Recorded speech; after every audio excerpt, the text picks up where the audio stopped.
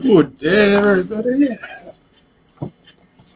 Today, I want to talk about a new favorite of mine, a little something called ACO DMT.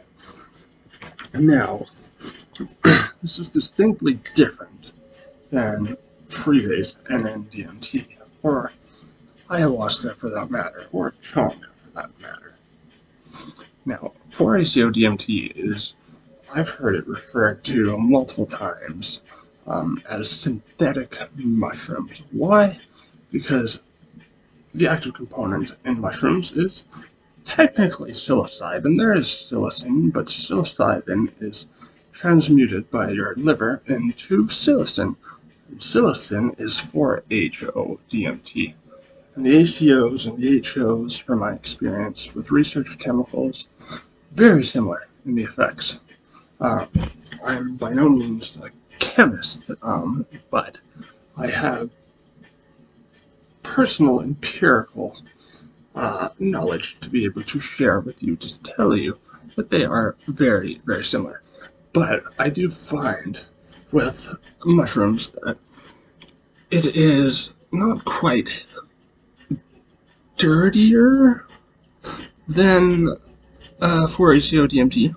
I've never done just like pure psilocin 4-HO DMT, so I can't quite draw any parallels there.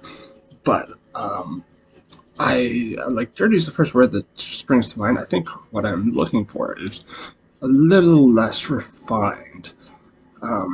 Like I find personally the visuals on 4-ACO DMT to be much more sharp and angular and clear, much more fast-paced. I know Psychonaut Wiki may disagree with me there, but you know, I think they are some of the most fast and complex visuals I have ever seen. And the nice thing about it is it's very clear-headed, whereas mushrooms I find makes me very groggy. I find the colors on 4-ACO DMT are much brighter, and they're much more of those tryptamine familiar colors, like yellow, orange, green, but particularly the yellows and the oranges, which I've never seen that type of bright yellow, bright orange, unless I'm on DMT. And so I did 4-ACO DMT last night. I've done it, multiple times before. I've even done the Freebase, but I'll talk about the Freebase later. I did the fumarate last night, and like a pretty substantial dose. I was still here on planet Earth, but like, yeah, I mean, very DMT-like visuals. These big geometric hexagonal patterns coming out of the walls, and they had little kind of smirks, fractal smirks, like you'd see on a DMT type entity. They one coming out of the corner over here, came down all the way across the room and kind of had these mandibles that came out like that. And I thought it was very cool. Yeah, like I found the closed eye visuals, they were some of the most complex and just DMT-esque visuals I've seen without just doing NN DMT or some sort of mixture like chaga.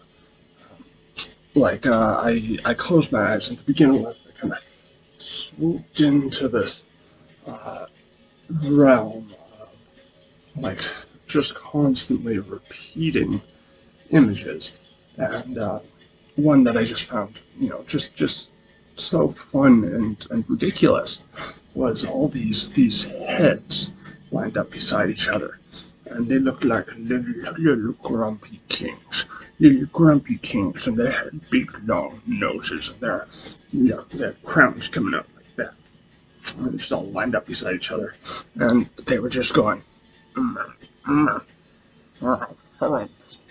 hello, I'm the Grumpy King. And I thought that was just so funny. I was like, no, please don't swoop me away from here. I want to see these little grumpy kings just getting themselves all worked up into a knot. It's just, it's silly, but after a while, kind of soaring about, um, I was brought into this area, and it was like kind of like a big arena, and there was just this cosmic orgy of stuff going on. A lot of reds kind of in the center, a lot of faces moving to and fro. And, there was this big guy in scrubs who just kept peeking over like the top of this kind of this like egg-shaped arena like dome. And I've seen this kind of brain searching like entity archetype when I broke through on For Helmet, which was like a fairly scary experience. Because it wasn't intentional at all. But because it was For Helmet and it's more of a surface level hallucinogen than stuff like DMT, when he was going into my head with this fucking drill, I didn't feel it.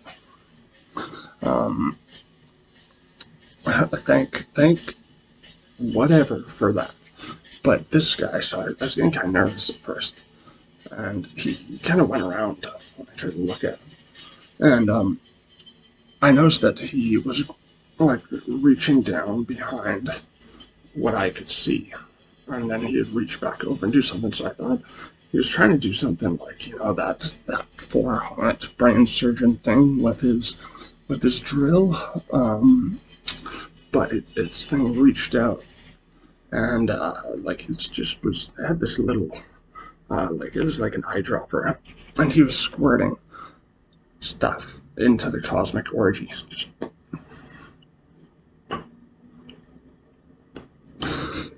And so I don't know, maybe he was their guy. He was giving them some like party favors or whatever. I don't know, but regardless, it was pretty cool. And like I was looking over at this painting, right? Yeah. And my friend made for me when I was a teenager, based on a hallucination I had, and that bit was turning into this like werewolf maw for the branches. You can see it.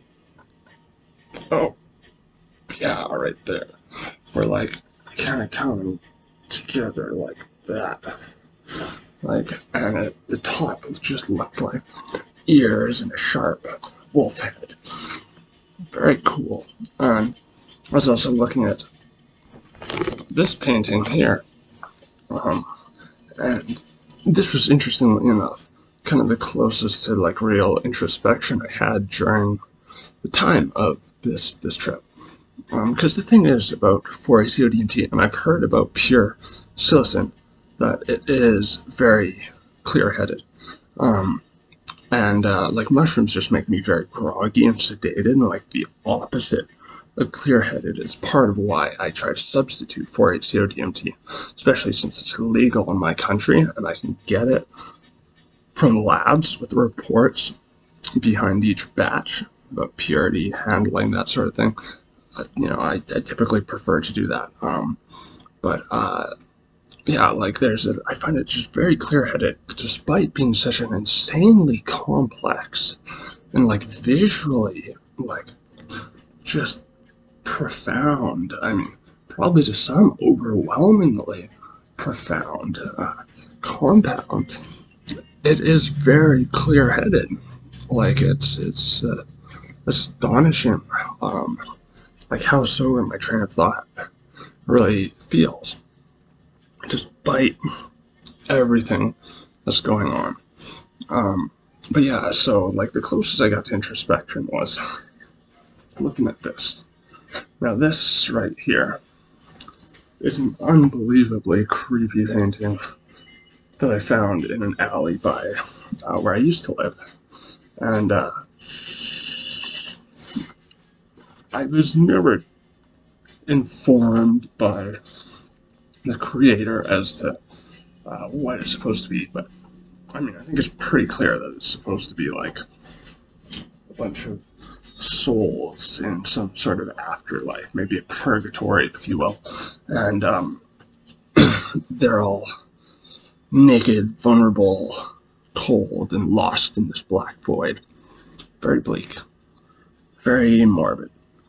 But I saw it in a way that I'd never seen this before.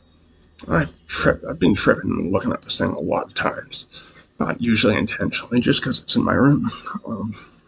But I intentionally looked at it, and I was like, okay, I'm going to find something positive out of this. And I thought, oh, well, these people, despite being in this terrible place, they're there together. And they are giving each other a sort of solidarity. And it's at least they're there and they're not alone. So, thank fuck for that. And as that bled over into some introspection, as it tends to happen on just about any psychedelic. Typically you're not intending for it to happen, but one thought lends itself to another, and then this process happens where it creates something that reflects back into you and your circumstances. And yeah, so I guess I'll talk a second about the Freebase, which is the first time I tried it. It comes in like a big wad of taffy, and it kind of looks like black tar heroin, to be honest. And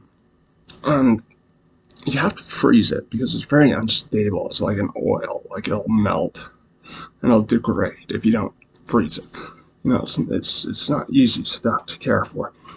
And I did it. Because I looked at it and I was like, yeah, I've smoked heroin. I know what this is like. Back from my days as a junkie.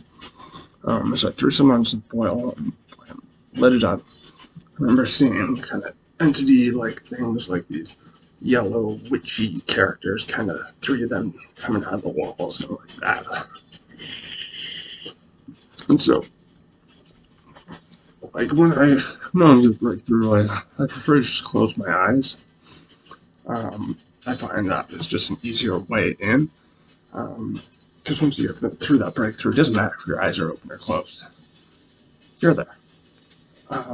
And so, I remember kind of I was in this giant lift. And going up, coming out onto a floor, and there were these corridors, and they had kind of spider web-like looking things. And they were sort of geometric with sort of fractal patterns, sort of like stuff I've seen with my eyes closed on mushrooms.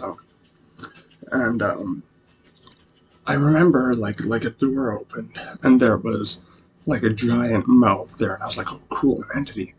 And it was just like, but I wasn't saying anything, nothing I could hear. It felt like I was trying, but I was like, yo bro, can't hear you, man, can't hear you. So I keep going along these corridors, elevators, corridors, and I remember seeing these big hooded figures, and some of their mouths are moving, but I can't hear anything. And so it just felt like a one-way version of the DMT experience, where entities talk to you, you talk to them, sort of thing. Not like you would have a conversation with a normal human being, but it's much more complex than that. But it just felt like it was missing something, and it lasted a very long time. The breakthrough itself was like an hour, and then the high after that was 4 hours maybe, and I just felt like this profound just loneliness, sense of isolation, sense of just spinning my wheels in life and not going anywhere. Which, sure, you could say is a successful introspective trip, but like, if you can't turn it into something, then I kind of beg to differ.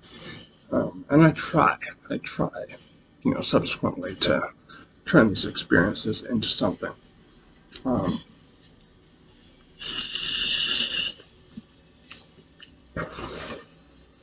So yeah, I mean, I wouldn't necessarily recommend Freebase. I mean, it's totally up to you. I would recommend just regular NN DMT or Chonga, which is my preference. Ultimately, if you want that kind of breakthrough experience and you want to have that classical entity interaction exchange with something very profound and ethereal, something that seems too sentient and intelligent in its sentience to be a manifestation of the psyche, but I think people underestimate the complexity of the psyche a lot, because as far as all the research I've done into psychology and my experience working with psychology, I think most of the metaphysical, most of what we regard as mystical experiences are just misinterpretations of the psyche and its manifestations into our life. Conscious, subconscious, so on and so forth. But anyways, I would highly recommend the 4-ACO DMT fumarate, which is the salt-based form. The form that you can orally ingest, you can put up your nose, put up your butt if you want to. It's a very cool compound now. Like, I remember the first time I did the fumarate. It was during a very hard period of time where, me and my friend, we both lost someone very close to us, and it was his father, so I remember in times of great stress like that, I'll often turn to psychedelics, looking for guidance. And I don't recommend most people do this because psychedelics will typically just, they'll just amplify whatever's going on beneath the surface in your life. But I find it's a way of wrestling with what's really there tangibly so I can get through it. And I remember the 4-ACO DMT, I just kept getting this feeling of just like, okay, distract my friend, keep him occupied, we'll get through this. I actually had a great experience. I was looking over here, and just when I'm on psychedelics, I'll see these kind of blotches on this curtain, and they sort of show up and they rearrange, and they were just doing that faster than I've ever seen while I was coming up. And then a little bit later, when I had come up, just these giant yellow webs just spanned the entire thing, and they just symmetrically kind of turned into these vortexes, and this woman who was just saying kind of yellow came out like that. She had this giant crown thing on like that. You might say that sounds like a jester. I've seen jesters on DMT. I thought this felt different, felt like a very royal figure, not that kind of playful, mischievous jester. Not that I have anything against jesters. I see them all the time on DMT. It's pretty cool. But this thing reached out, kind of had this transparent hand, started massaging my friend's head, and he wasn't tripping, so I was kind of looking over, and he's like, "What are you tripping on, dude?" And I'm like, "Something's massaging your scalp," and he's like, "Oh, cool, dude." But yeah, anyways, currently I would say one of my favorite psychedelics. Some of the most complex visuals I have ever seen. Very, very, very reminiscent of DMT. Definitely the closest out of any of the other analogs or compounds I've tried. And I mean, I always have a lot of fun with it. I've been giving it to friends who haven't tried it. They all love it. And you know, I've had friends do it in party settings, like you know, underground raves and stuff like that. Personally, not my setting to do a hallucinogen, but they had a blast nonetheless. So yeah, I mean, for ACO DMT, 10 out of 10. I would very much love to try for ACO DMT, the psilocin extract. You know, because I do like psilocybin mushrooms, I just can't take them because they make me very sick. Like not like like to the point of being gratuitous, just nausea, like intense nausea through the whole thing. Like I'm gonna puke, but I don't. And I'm very groggy, very stated. So I just find, you know what, this stuff close enough, actually, hey, maybe even better. And so I've been enjoying it. And again, I don't take like ridiculously high doses. Like I took a little bit more than I intended to last night, but I was still here. I was still enjoying what was going on, and like I could tell, I probably took more. I would like been somewhere else entirely.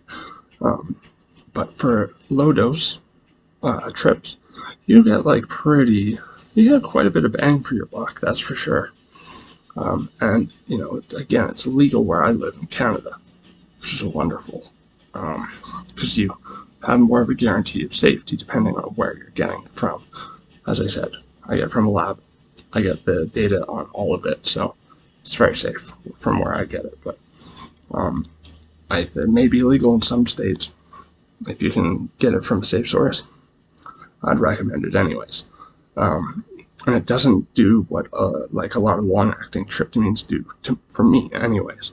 I can't speak broadly, which is like the cycling of your thoughts that happens about every hour, where your thoughts change gear from very fast to very slow and sedated, fast and then slow and sedated. I'm not a big fan of that. I just like something that is tonally consistent, and typically something that's a bit more fast-paced, because that is just like, I mean, it's just works in conjugate with my style of my stream of thought, my style of thinking. You know, to each their own, right? Anyways, I just wanted to share that. Happy tripping. Have fun, folks. Have a terrific afternoon. And I will catch you later. Oh yeah, be sure like and and sub, please.